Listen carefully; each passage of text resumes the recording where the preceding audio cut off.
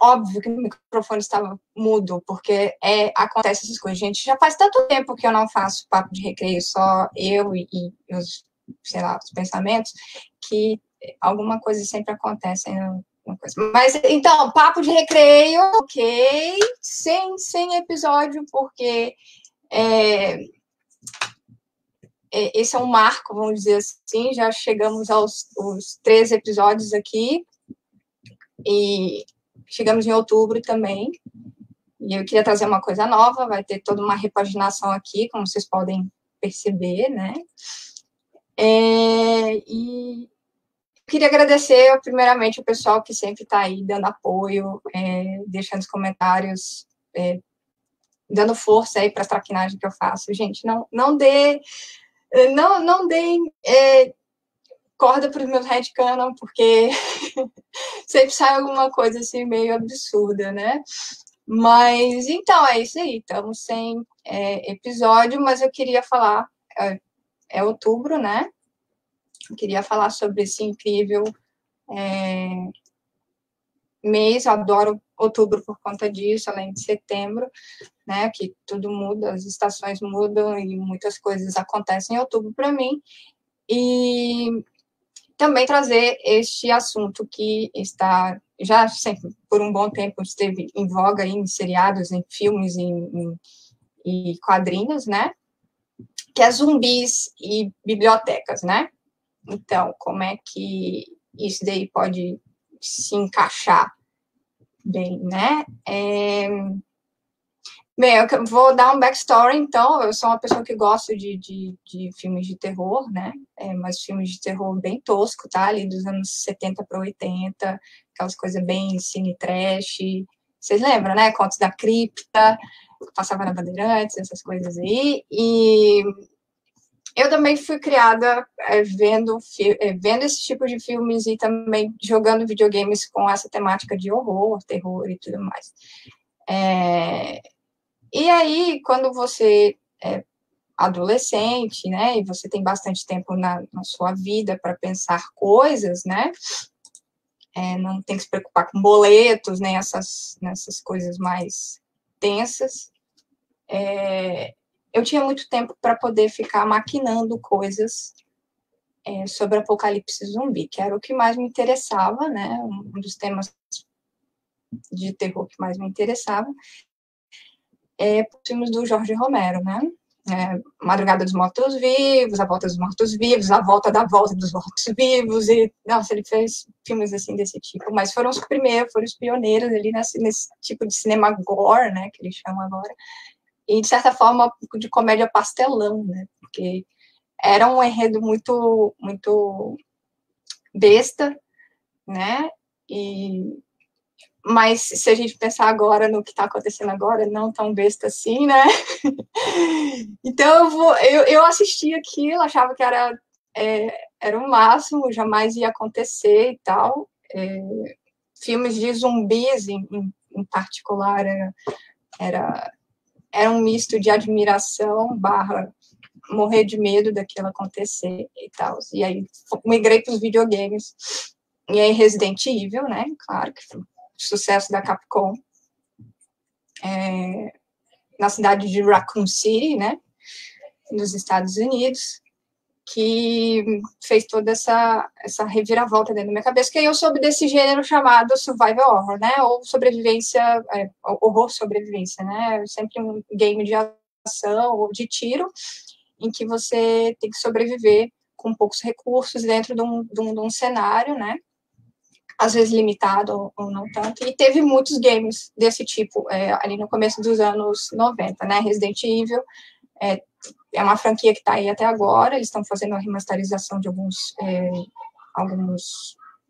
games já agora, Fatal Frame também, japonês, bem bacaninha, uma coisa mais sobrenatural, Parasite Eve, né, ou Parasite Eve, como a gente chamava lá na época do Orkut, também entra nessa questão, assim, de sobrenatural barra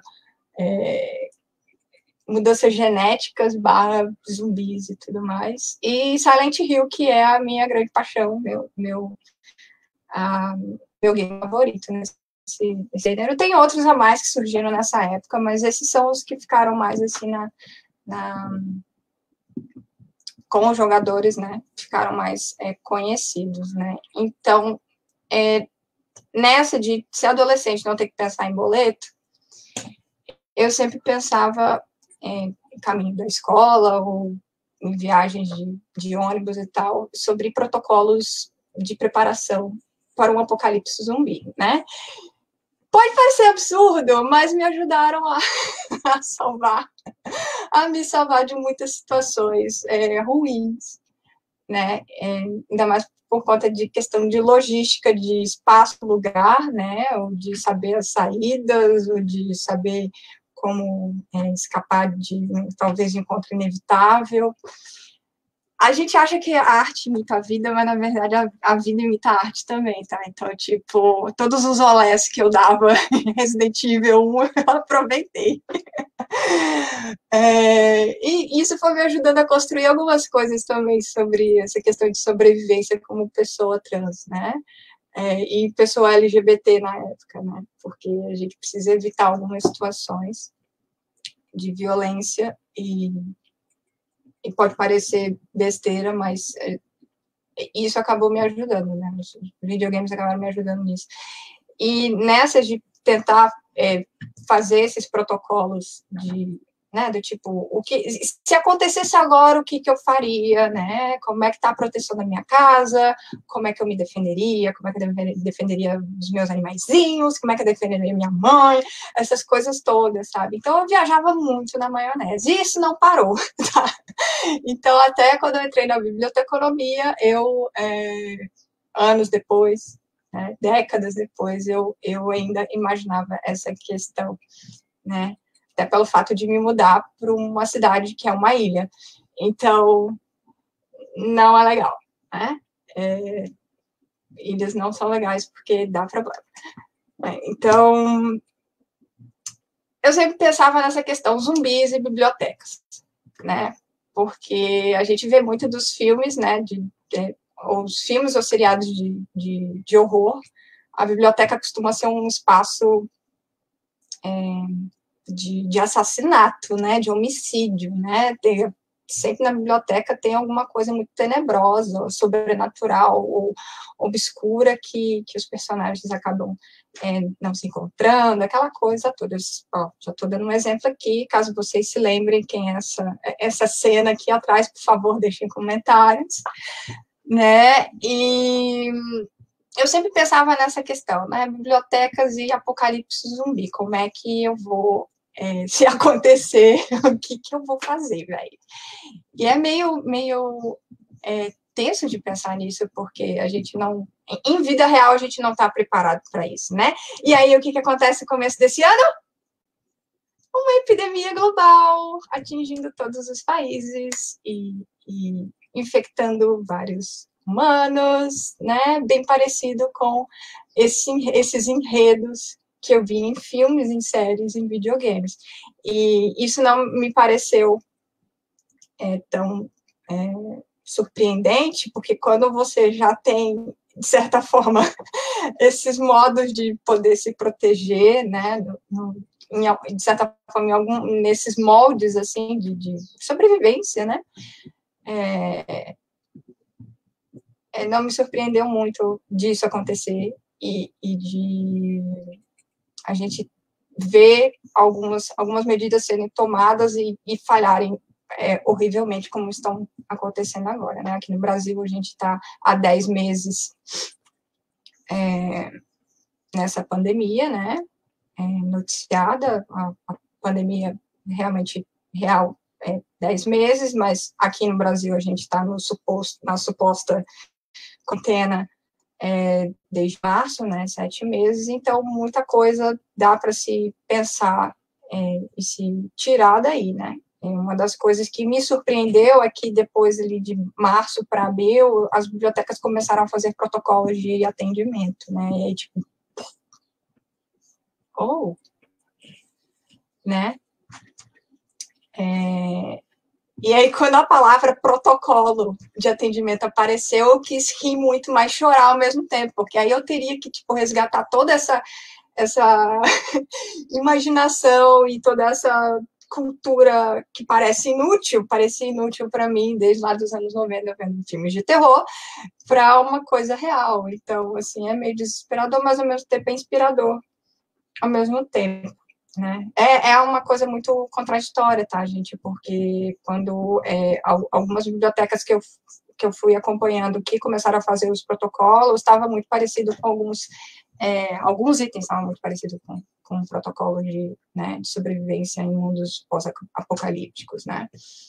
E, sério, não tô brincando, tá? Uma das primeiras aqui no Brasil que eu vi foi as bibliotecas universitárias já colocando questões sobre questão de contaminação do acervo, sobre como guardar o acervo, botar em quarentena, sobre como atendimento de pessoas, se houvesse atendimento de pessoas, né? O distanciamento, né, com o público também, e todos os serviços online, né, que agora deveriam ser ofertados, mas a gente sabe que a gente está num país onde a maioria das pessoas não tem condições, muitas das pessoas não têm condições financeiras para poder, ou até informação para poder seguir esses serviços online, né? E aí, uma das coisas que sempre acontecia nesses cenários pós-apocalípticos, com apocalipse zumbi, era justamente isso. Primeiro, os serviços básicos vão para o saco, sabe? Tipo, distribuição de água, distribuição de luz. Sem luz você não tem internet, logo você não tem comunicação, logo você tem que voltar para a forma analógica, mas essa forma analógica de onde? Lá de 1800 lá vai porrada, sabe? E eu acho que a gente nessa era agora, que a gente está agora, a gente não consegue mais voltar para essas práticas de certa forma. Eu não sei se esteja preparado, ou fazendo esses protocolos, como eu estava vendo essas bibliotecas começando a se preparar, né? E é uma sensação muito estranha, é como se, além de ser surreal, parece que eu estou na Matrix, né? Tudo aquilo que eu estava projetando lá aos meus 13, 15 anos de idade, meio que aconteceram ali entre março e abril, não na proporção do tipo ter realmente zumbis, né? Zumbis, canibais e tudo mais, mas, de certa forma, é uma coisa a se pensar, né? E eu, como pessoa que trabalha em biblioteca, eu fiquei matutando isso daí. Sandro Sanjon descobriu quem né? Realmente é do... Opa! Uma das primeiras cenas do Ghostbusters, né? Os Caça-Fantasmas lá. Acho que é de 1983 esse filme, não tenho certeza, tá? Mas é ali dos anos 80. Que a bibliotecária virou um fantasma e aí eles foram lá tentar se livrar dela, coitada. Estava fazendo o trabalho dela, né? Então, eu fiz uma postagem há uns anos atrás no blog que eu tenho, né? É o bibliotequices.com. Vou até dividir aqui com vocês a postagem, né? Que eu coloquei algumas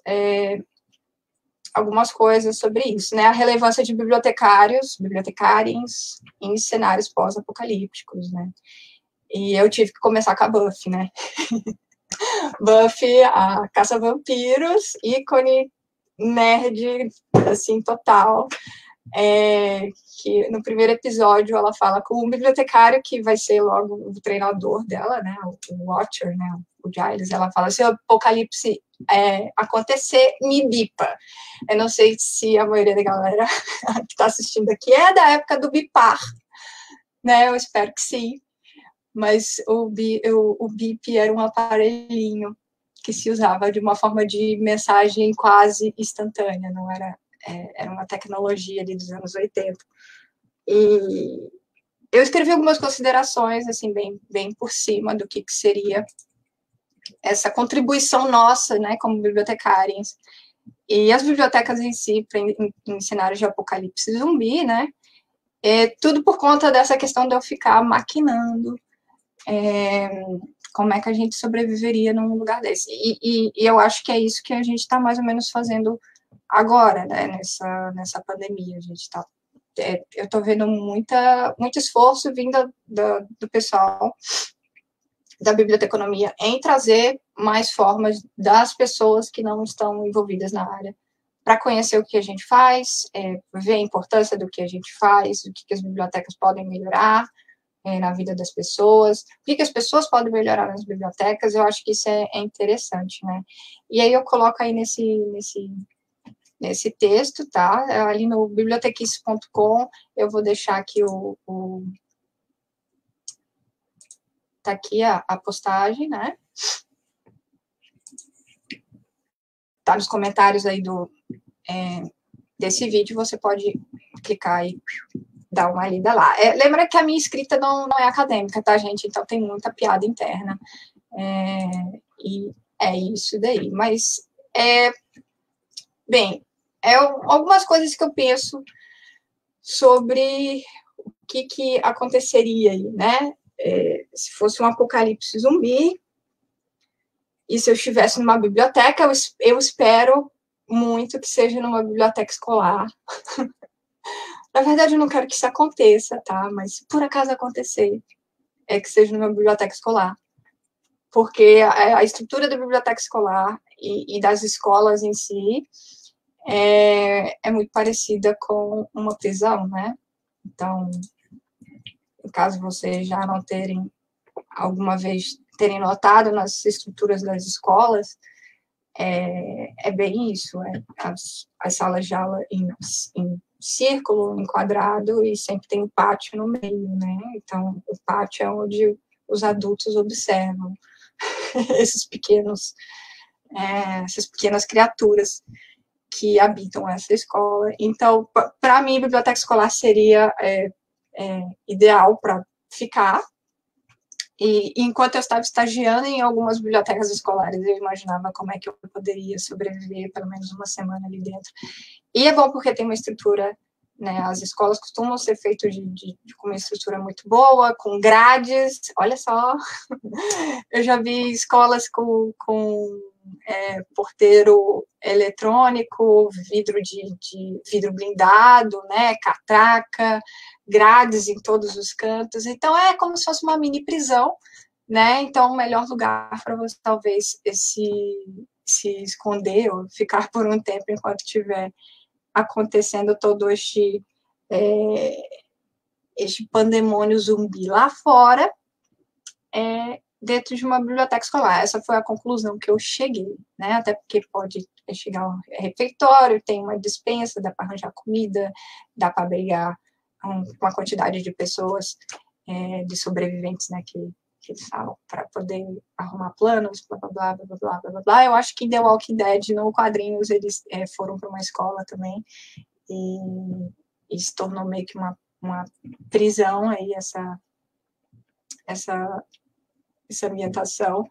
É um dos cenários mais tensos, assim, de Resident Evil, justamente quando tu pisa numa escola, e aí você vê, né, que a gurizada vira zumbi, né? Mas, por exemplo, eu não me arriscaria numa biblioteca pública, né, por estar muito perto de centros, né, onde tem muita aglomeração de gente, aí a aglomeração de gente, ó, e que com certeza vai ter zumbis perambulando para tudo quanto é lado, né? E se você não tiver um preparo, você não vai conseguir sair vivo dessa daí, né? E bibliotecas universitárias também tem esse problema, né? Que junta muita gente, e muita gente com poder aquisitivo e intelectual, então pode usar aquilo ali como também uma forma de segregação para o resto dos sobreviventes. Eu penso nisso também, esses dispositivos de poder aí que a gente tem que colocar em algum lugar. Mas biblioteca escolar seria o local perfeito para se ficar durante um apocalipse zumbi, né? E esperar não ser mordido e não virar um zumbi, né? O Sandro perguntou, você destacaria alguma biblioteca em específico que adote um protocolo bacana? Olha, lá no começo, como a galera estava toda perdida, né? As universitárias foram na frente, porque eu acho que elas já têm isso muito bem traçadas nas regras delas, né? Nas políticas de desenvolvimento de coleção, tarará, tarará, tarará, conservação, principalmente, né? E eu vi algumas universitárias de São Paulo e daqui de Santa Catarina com uns textos muito bons, né? Eu tive que fazer essa revisão, pegar todas esses protocolos que estavam saindo para poder construir, ajudar na construção de um protocolo para onde eu estou trabalhando. E aí, acho que foi o Sistema de Bibliotecas Públicas de São Paulo lançou alguma coisa, assim, mas uma postagem para poder fazer uma coisa em conjunto, né? E aí eu estava participando de um grupo de bibliotecários escolares aqui de Santa Catarina, que acabou se tornando nacional, né? Então tem bibliotecário escolar de tudo quanto é canto, e esse pessoal também fez 2 meetings, né? 2 conversas, assim, com a galera toda, para poder trazer alguns pontos para esses protocolos em biblioteca escolar, que é mais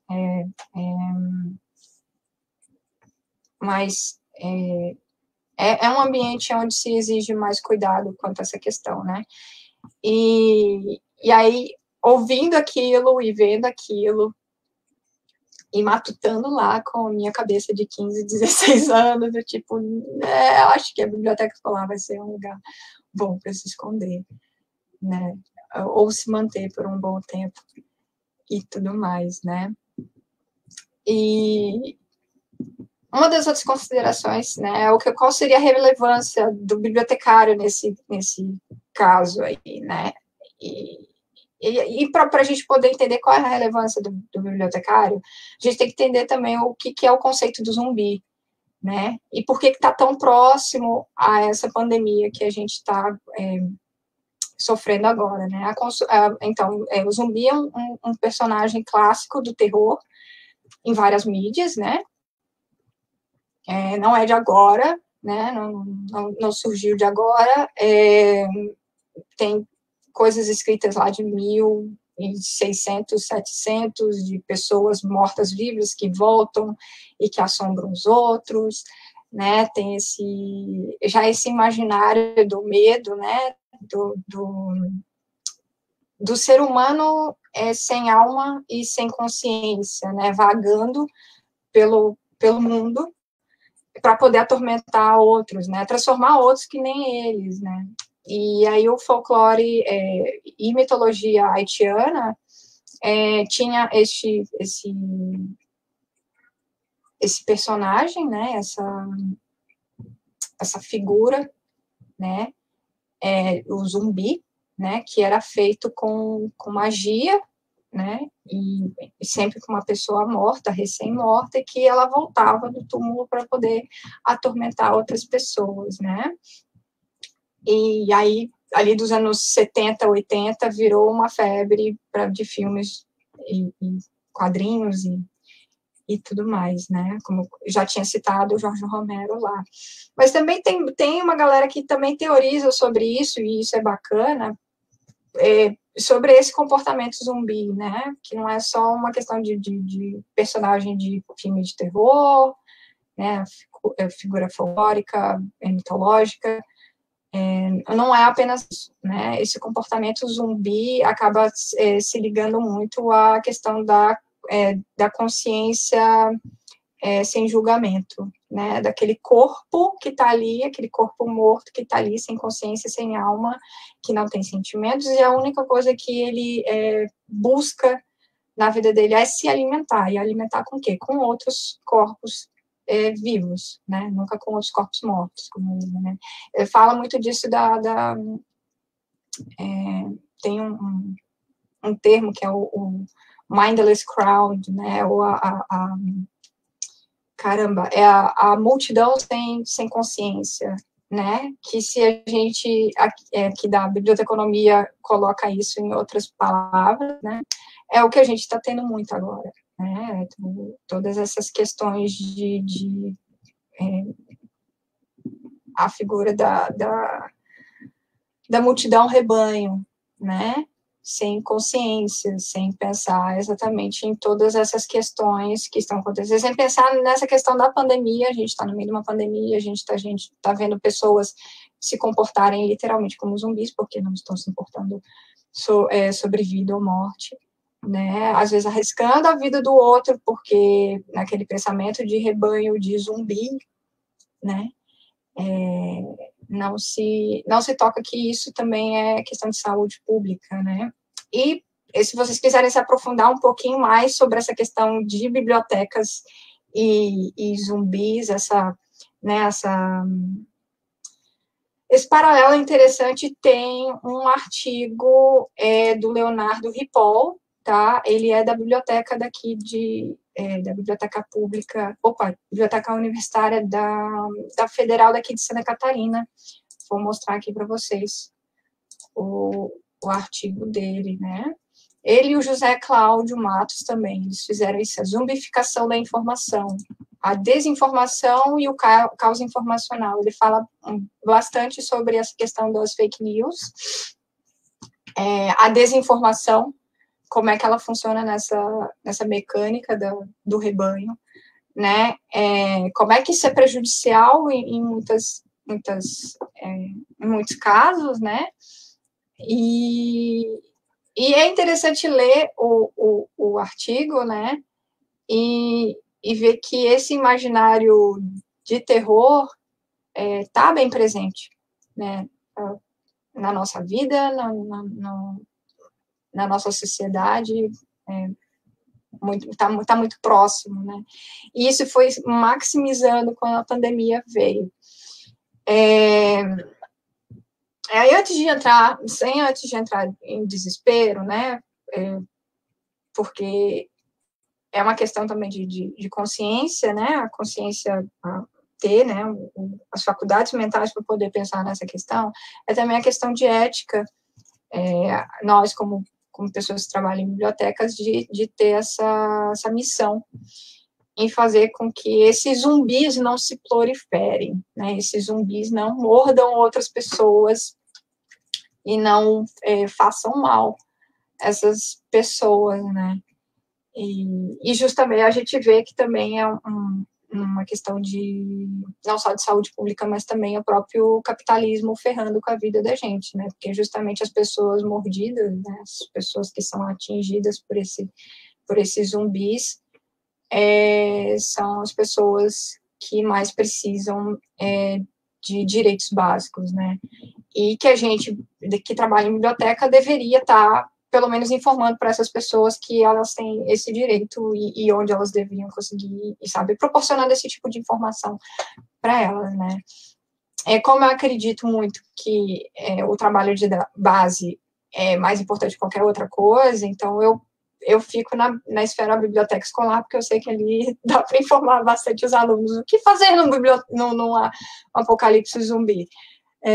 Primeira coisa, não entrar em pânico. Essa é a questão número 1. Segundo, ver os seus recursos em volta. Terceiro, ver se está tudo muito bem fortificado, ou se os zumbis não vão entrar, não vão acabar invadindo e entrando, né? E é muito louco isso, como eu falei, é muito surreal, porque quando você tira desse ponto da ficção e coloca na vida real, você começa a ver uns detalhes muito interessantes e ao mesmo tempo, tipo,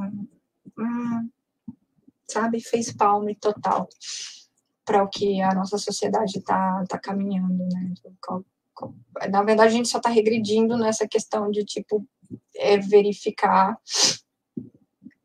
modos bacanas de estar feliz e saudável, né? E não só a minha pessoa, as pessoas em volta, né? E culpa do capitalismo, tá, gente?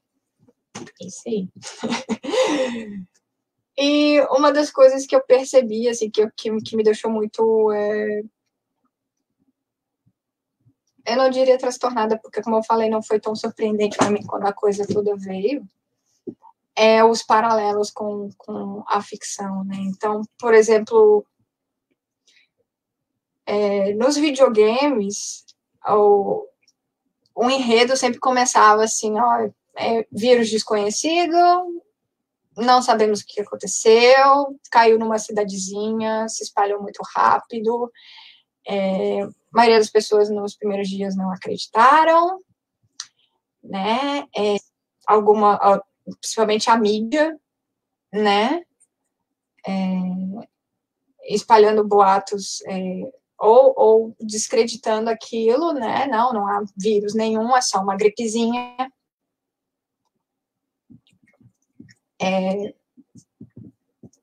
Apenas casos isolados. Eu gosto de casos isolados, porque vai também de encontro a muitas violências que acontecem no mundo contra pessoas trans e pessoas negras.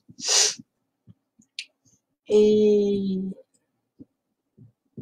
depois de alguns dias a besteira foi feita, né? Não teve nenhum tipo de resposta do governo. É sempre assim, videogames, tá?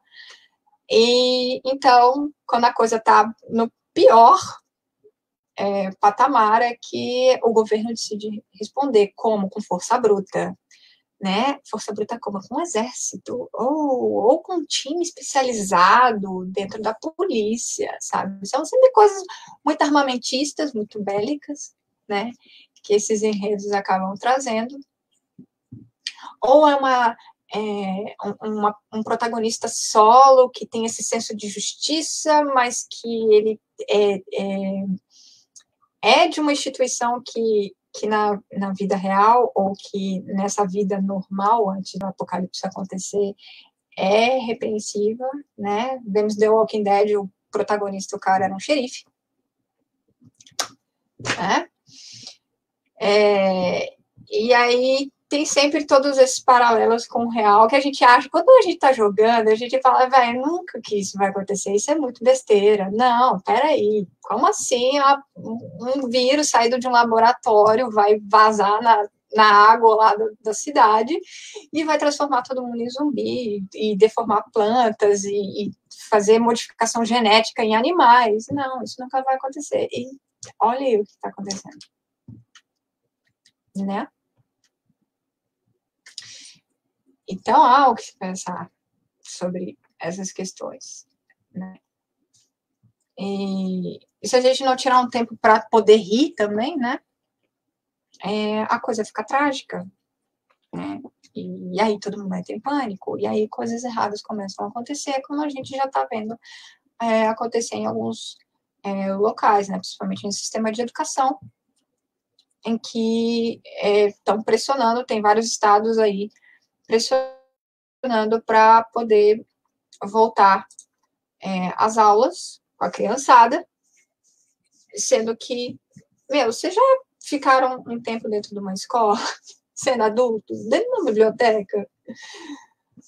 Não é um cenário muito próspero quando você está no meio de uma pandemia, sabe? Até quando você tem um caso do tipo, ok, um professor pegou gripe ou uma criança pegou gripe, ela sai espalhando para metade da escola nesses esquemas, mas é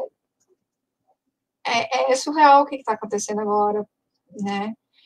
E está tendo um rebate dos educadores e também da gente bibliotecário, né? E dos estudantes também, como é que vocês, por que vocês estão querendo me colocar justamente no olho do furacão, sabe, se a coisa não passou, né? E a gente tem que ter muita ciência disso daí, né? Eu gostei muito de uma campanha que está ocorrendo aí, que é ano letivo passa, mas as vidas não, né?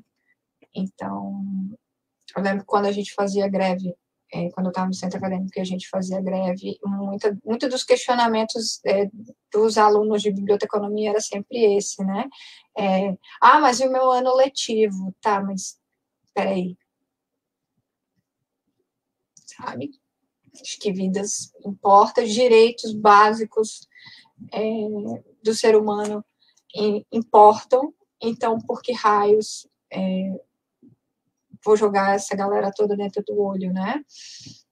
E é uma coisa muito desgastante, né, de poder tentar conversar, né, por conta desse pensamento de rebanho que ocorre, pensamento zumbi, vou botar esse termo aqui, esse pensamento zumbi, e o que as bibliotecas podem ajudar nesses cenários, né? Eu fico até receosa de falar, porque, tipo,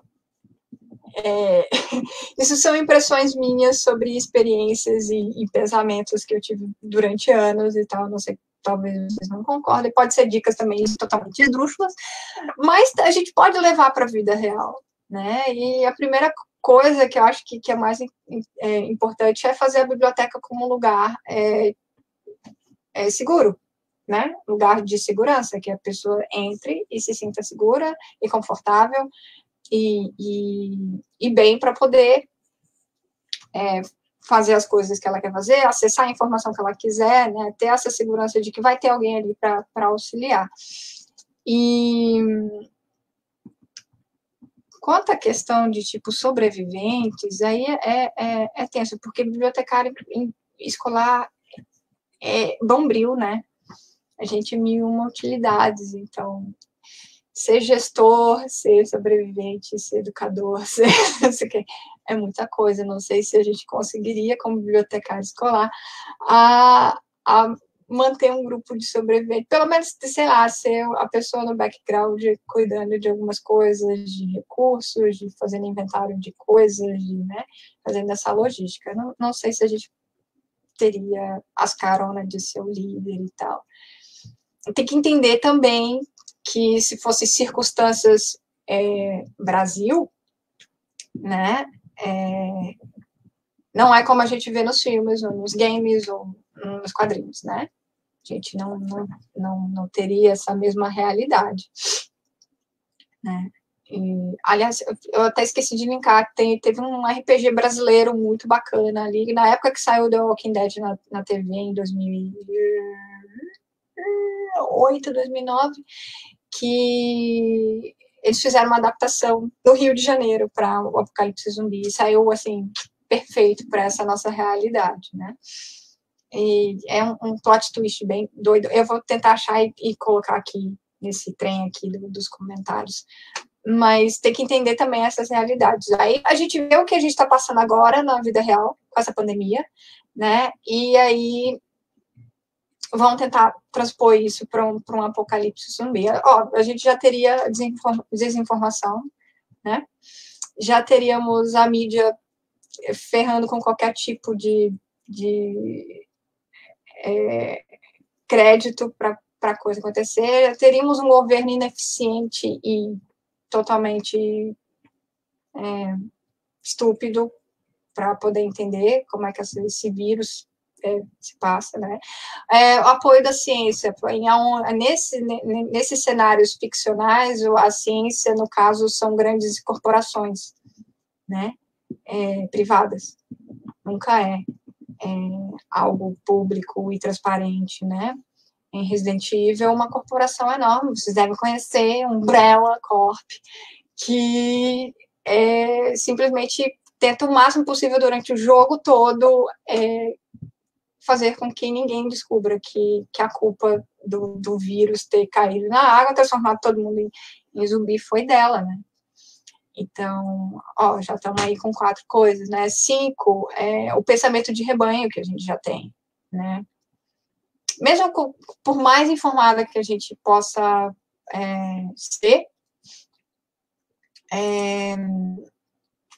a gente tem esse pensamento de rebanho por diversas coisas. E num apocalipse zumbi, quando você tem essa questão do tipo, ok, pessoas mortas, né? Pode ser entes queridos, colegas que morreram e daqui a pouco eles levantam e eles querem me comer, literalmente.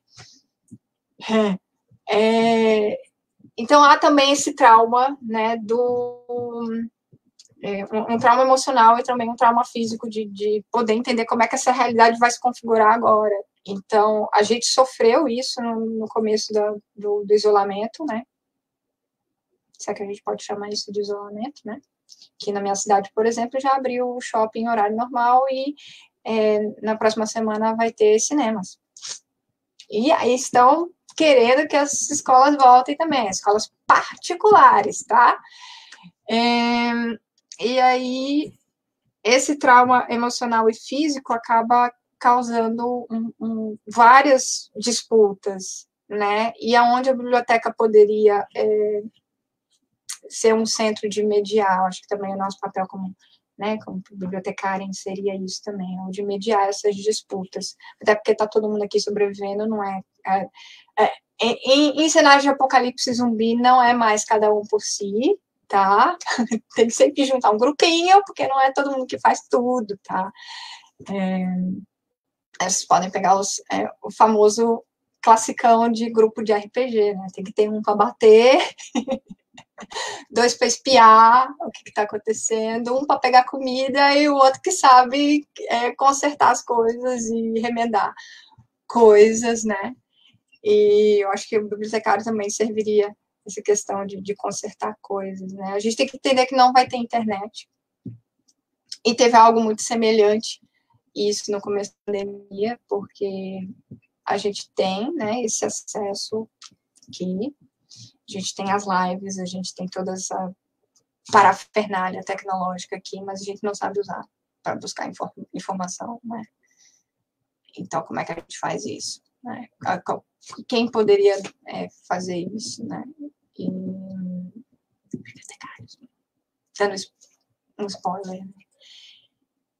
E se fosse numa cidadezinha pequena ou numa comunidade pequena com uma biblioteca escolar, isso seria um pouco mais fácil de remediar por conta disso. A biblioteca tem livros, então, de todos os tipos, as bibliotecas escolares têm livros de todos os tipos, mais literatura, né, e se tiver crianças no meio, ou adolescentes no meio, tem uma forma também desse lúdico aparecer com a leitura, né, acho que é importante também, num cenário desses, a gente ter esse tempo para deixar a mente não relaxada, mas, tipo, não tão presa naquela tensão o tempo todo do tipo, vão invadir os zumbis e vão me morder. É importante isso. Porque eu tô falando isso, a maioria dos jogos, apesar de ser mais nessa questão, vamos matar zumbis e descobrir a verdade,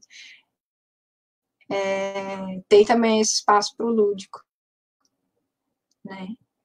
A maioria desses jogos tem os que eles chamam de puzzle, né? Ou de quebra-cabeça, ou alguma coisa lúdica que acontece no cenário para você, tipo, parar de pensar em atirar em zumbi e matar em zumbi ou escapar de zumbi e você pensar, logicamente, eu tenho que montar esse pequeno puzzle aqui para poder entrar numa sala, né? Então, coisas que a gente também pode transpor para o mundo real. É bacana porque tem eu não sei se... Cara, eu não gosto de perguntar aqui a idade das pessoas, mas vocês conhecem o Max Brooks? O pai dele, que eu esqueci o nome, não sei o que, Brooks, mas ele fez muito filme de comédia pastelão nos anos 80, inclusive o classicão dos anos 90, Spaceballs, que é uma paródia de Star Wars. Vou botar o link aqui para vocês verem, porque é muito bom. Nossa. E o Max Brooks, que é o filho mais velho desse cara, ele também estava caminhando nessa questão de paródia e tal, e ele fez um manual, um guia de sobrevivência zumbi, né? E tem várias coisas lá, e é interessante ver que a maioria das coisas não são fictícias, tá? São coisas que você pode fazer no dia a dia, e que é literalmente um manual, tá, gente? Não tem história correndo ali. Apesar de ser de uma situação fictícia, o cara conseguiu fazer um manual, né? E algo muito interessante também é que a CDC dos Estados Unidos, CDC é como se fosse a Vigilância Sanitária Nacional, né, dos Estados Unidos, fez também um protocolo de apocalipse zumbi. Deixa eu passar aqui para vocês, olha só. Eles lançaram, depois da explosão ali do The Walking Dead, quando começou a ter esses seriados e tal, eles lançaram, né, The Zombie Preparedness Graphic Novel. E aí tem uma página só para isso, né, de zombie preparedness. Acho que eu cliquei na coisa errada, faz parte, tá, gente? Isso é um site de uma agência governamental, tá, dos Estados Unidos. É a Vigilância Sanitária Nacional Americana, e eles já estão preparados. Eles fizeram aqui, tem todo aqui, ó, no menu aqui do lado, tem coisas para você clicar e saber como se portar ou como o que fazer quando o apocalipse zumbi acontecer, né? Essas são coisas... É quando, tipo, a realidade que você lê e aí você fala, não acredito, mas aí é isso, né? É isso que está acontecendo, é isso que está sendo colocado e a CDC vai lá e começa. É praticamente como se o Ministério da Saúde funcionasse no Brasil, fizesse uma cartilha de como se defender de zumbis, né? E o que fazer durante o apocalipse zumbi. E eu fiquei de cara na época. E muita gente, tipo, criticou porque achou que os caras estavam de sacanagem e tal. E não, era para eles, ali dentro do documento, é uma questão de segurança nacional. Eu não sei porquê, eu não sou, não faço teorias conspiratórias, mas para mim a Guerra Fria ainda não acabou, tá, gente? Continuamos, só mudamos o cenário e os tipos de armas. E por que isso talvez não aconteça? Né? Mas já temos material de referência aí, né? Eles fizeram até uma graphic nova, bem bonitinha, para poder assustar as pessoas. Dá para baixar, é de grátis. Tá? Então, eu vou deixar aqui o link, né? Tá aqui. Então, assim, se governos já estão levando isso a sério, mas não tanto quanto a gente queria, né? É porque tem alguma coisa aí, entendeu? Essa da vida imita a arte imita a vida, tá trazendo algum tipo de... como é que se fala? Da gente começar a prestar atenção nessas coisas, né? Essas pequenas nuances que estão acontecendo aí. Não é à toa que estão botando fogo em todo o bioma brasileiro e o que isso vai acabar acarretando para daqui a alguns anos. Como eu sou meio fatalista, não vou dizer nem anos, tava 17 graus até semana passada, hoje está 29, tem alguma coisa errada, entendeu? Tá tendo furacão direto aqui no sul do Brasil, tem alguma coisa errada, né? Então a gente tem que começar a verificar essas informações que estão chegando, essa realidade que está chegando aos nossos olhos, a gente fazer um pensamento crítico disso daí, né? E, bem, o que então, já vou finalizar aqui para não, para a gente poder seguir, né? Por que eu fico pensando nessas coisas, além daquilo que eu falei lá, né, dessas estratégias de sobrevivência, e também porque eu não tinha que pagar boletos e pensar em outras coisas, por que eu levo isso para a nossa área? Porque a gente tem uma responsabilidade muito grande nas nossas mãos e a gente não está sabendo lidar com isso. A gente nunca soube lidar com isso desde 1915 aqui no Brasil, e agora que a gente está começando a botar as coisas nos trilhos, acontece essa pandemia. Então, a gente tem que se virar nos 30 para poder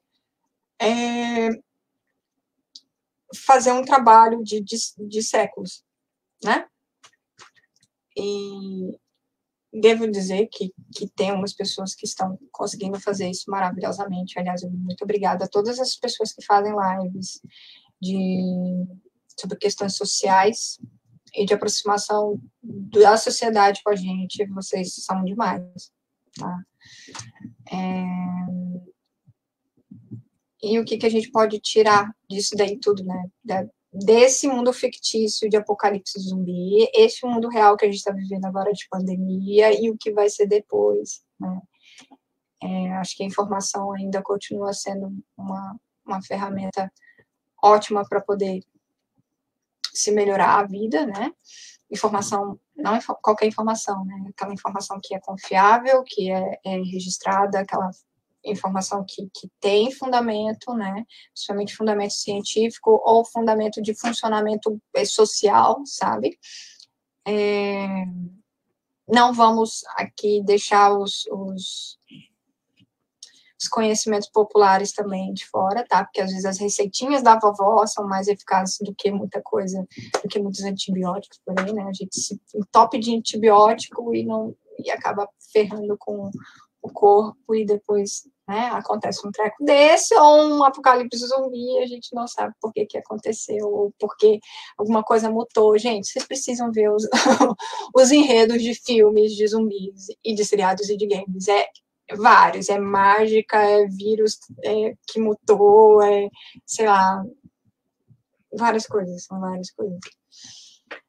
E uma pergunta que eu sempre me fazia, onde eu, como pessoa que trabalha em biblioteca, me vejo num apocalipse zumbi? Eu não me vejo, porque eu vou virar um zumbi. Desculpa, mas eu vou virar um zumbi. Eu já tenho isso muito bem certo na minha cabeça. Eu vou virar. E eu sei que eu tenho uma lista mental de pessoas que eu quero muito, muito morder e transformar em zumbi também. Outras que eu quero completamente devorar, porque elas não merecem estar, né, pisando no mesmo chão que eu tô. E tem umas que eu daria uma mordida de leve, mas, tipo, só de precaução e, tipo, vai lá buscar a cura, seu babaca. Mas é isso, eu viraria zumbi. Eu não sobreviveria, foi mal, gente. Eu não tenho skills para correr muito rápido, eu não cozinho bem, eu morro de medo em situações de conflito. Eu acho que se eu visse um cadáver ambulante vindo à minha direção, eu congelaria. Eu ia virar um zumbi. Então, assim, eu espero que vocês que estão assistindo não estejam na minha listinha mental de pessoas que eu ia morder. Vocês fazem ideia, eu ia ser aquela gurizinha lá do The Walking Dead com a bicicleta, sabe? Que só tá a metade do corpo, só para poder morder vocês. E é isso que eu tinha para falar. Eu tinha um vídeo também para mostrar, mas eu acabei esquecendo porque, né, acontece, né, gente? Então, assim, eu vou pedir para vocês aquela coisa básica, né, de tipo, eu vou fazer algumas mudanças aqui no Papo de Recreio, eu vou começar a transmitir lá no YouTube e jogar aqui, tá? Por questões de acessibilidade mesmo. Então, se quem puder ir lá nesse endereço aí, ó, e se inscrever, eu preciso de 100 pessoas, pelo menos, né, de 100 inscritos, para eu poder transformar esse canal em algo bom, né, porque ele tá com uma URL enorme, aí eu posso colocar Papo de Recreio e tudo mais. Também estou no Twitter, né, underline bibliotequices, tem bastante notícias lá que estou sempre postando, né. No Instagram também estou, bibliotequices, e aí as lives que eu faço aqui, eu faço uns vídeos nada a ver lá, então vocês vão rir um bocadinho. Tenho o site oficial, né, que é onde eu escrevo algumas coisas sobre bibliotecas, as minhas experiências dentro da biblioteconomia, tá aí, bibliotecas.com, beleza? Chuchuzinhos, é isso. Quem acompanhou, queria agradecer. Quem comentou também, eu tô lendo aqui, tá? Vou dar uma olhada aqui em tudinho. Semana que vem a gente volta com as entrevistas Prosa Boa, né? Dia 9. Não vou falar quem é, porque vocês vão ter que ficar aqui até dia 9 para poder ver quem é que vai participar. Mas vai ser uma pessoa muito gente boa, tá? Está aqui guardado no meu coração. Então, medidas para essa pandemia, que também servem para protocolo de apocalipse zumbi. Mantenha-se afastado dos zumbis e das pessoas, tá? Pelo menos uns 2 metros de distância. Não, eu tava pensando nisso, porque, tipo, eu sempre falava, ok, agora você tem permissão para poder empurrar a pessoa se ela se aproximar demais. Mas não, porque você não pode fazer isso no zumbi, ele pode te morder, pode te agarrar e tudo mais. Distância, né? Use a máscara, tá? Use a máscara como se fosse um escudo, porque se fosse em apocalipse zumbi, seria a boca do zumbi se aproximando para te morder. Algo assim. Cobre a máscara das pessoas também, porque elas também têm esse dever, né, como cidadão e saúde pública, e também se manterem longe desses problemas. Use sempre álcool em gel, se puder. Se não puder, lava bem a mãozinha. Canta uma musiquinha de 20 segundos, tá? Você pode...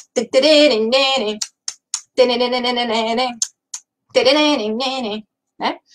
Com água e sabão. Lave as coisinhas lá que vocês trazem da rua. A roupa que vocês chegam da rua, por favor, deixem num lugar bem arejado ou que tenha sol, né, para poder, né, nunca se sabe. E 5, não entrem em pânico. Tá? E se entrarem em pânico, por favor, conversem com uma pessoa que trabalha em biblioteca. Me mandem DM, sabe? Me mandem mensagem.